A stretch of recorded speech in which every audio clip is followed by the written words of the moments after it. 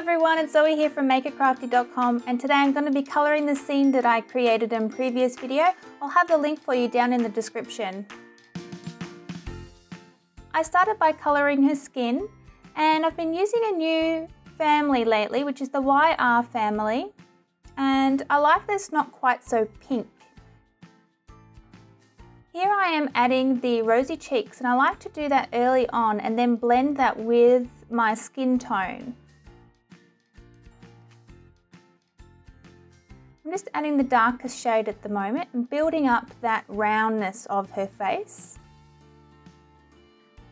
And I'm blending that out with the medium shade and now into the lightest shade. And just to make sure that that's nice and smooth, I come in with the medium shade again and just flick lightly into the lightest. I've already pre-coloured her legs there, and I'm just finishing that off. And now I'm starting on her outfit, and I'm using the BGs. I love the BGs, but I always seem to have trouble finding the right colours that will match. I think they've got quite a few gaps there, so I'm looking forward to them filling those in. I'm just slowly building it up and then blending out those shades.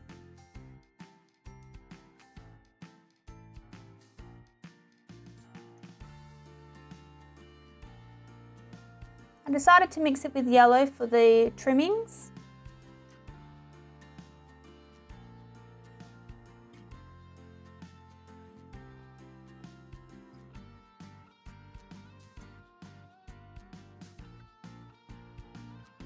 And I'm using a grey to add some extra depth to the shadows there, and then blending that out with the BG just so that I can keep the same tone. So now I'm just blocking in the colours for the scarf. I'm going to be using purple and yellow. And now I'm going to add the shading and create some dimension.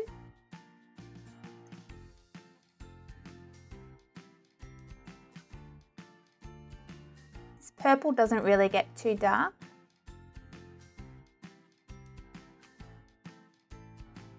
So you just need to build it up. Now I'm just blending all that out. It is such a small area, so you don't have to be too perfect. So now I'm just doing the same to the yellow sections.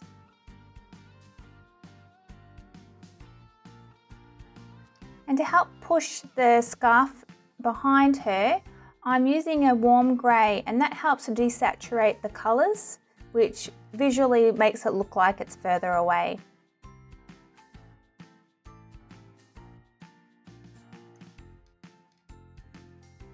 So I'm using my medium purple here, and this is the stage where I'm trying to picture how the hat is sort of formed around her head. Because I want to turn this 2D image into something that looks like it's 3D. So in my brain I'm trying to figure out how would that be folding, and I slowly build that up. So now I'm just using my darkest to start adding some dimension to those folds. And I'm using my medium to blend that out and keep it nice and smooth. And every time I keep layering the ink, it makes those areas a little bit darker.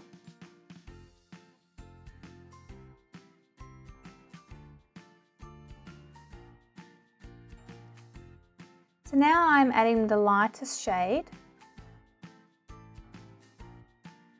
And you'll notice in this area here, where I put it over the dark area, it starts to push the ink back and it creates sort of like a blotchy appearance. To help remedy this, I quickly come in with the medium colour and slightly flick into the light area to try and help make that a nice smooth blend.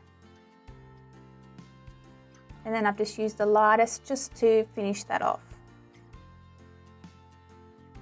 So I'm giving her white shoes, and I'm using my warm greys for this. I won't be colouring right over the shoe, I'm just colouring the areas that I think will be in the shade.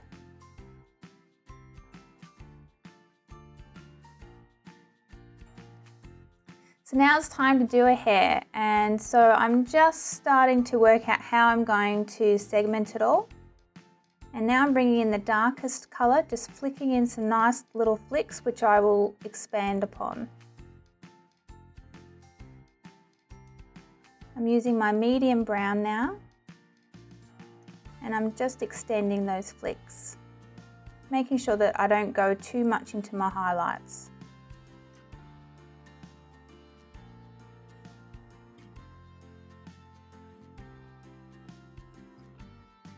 So now I'm doing a fringe, and I'm trying to break it up into locks of hair. So rather than trying to do all tiny little flicks, I'm trying to segment each sort of section.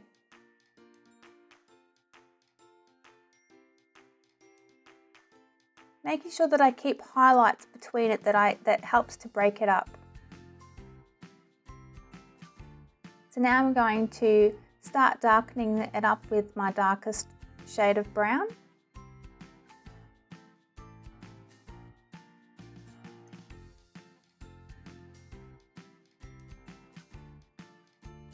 Now I'm going over that with my, sort of like thickening it up with my next shade of brown.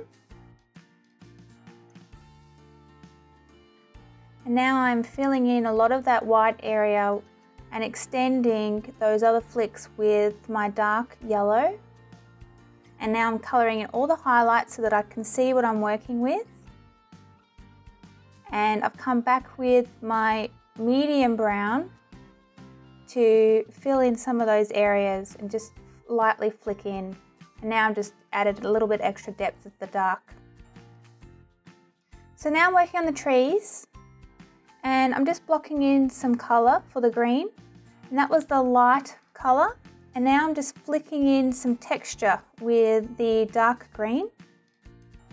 And the two greens look different in the cameras. I'm sorry, it was just a bit weird, so please excuse the change in the colour there.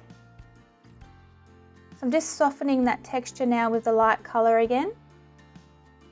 And I've repeated that on the other tree. So to add some dimension to the snow, I'm just using the C3 I think here. And then I'm just blending that out with C1, but I'm not doing anything perfect. I'm trying to keep it organic. I've added some pink in there, and I'm going to add some yellow as well. And that just sort of gives it a variant so it doesn't look all the same. And finally, I'm just adding some, I think W3 for the trunks there. Now, so that she's not just standing on thin air, I'm just adding a little bit of shading under her feet. I'm just going to blend that out now. And then just to give it a little bit more texture, I'm adding some a warm grey just in the front there. And here's the final scene all coloured up. I do think that having the distressed background pre-coloured before colouring really helped bring it all together as I was colouring with the Copics. If you enjoyed the video, please give me a thumbs up. And if you're not yet a subscriber, hit that subscribe button so that you can be notified on my next video. Thanks so much for watching everyone, and I'll see you next time. Bye for now.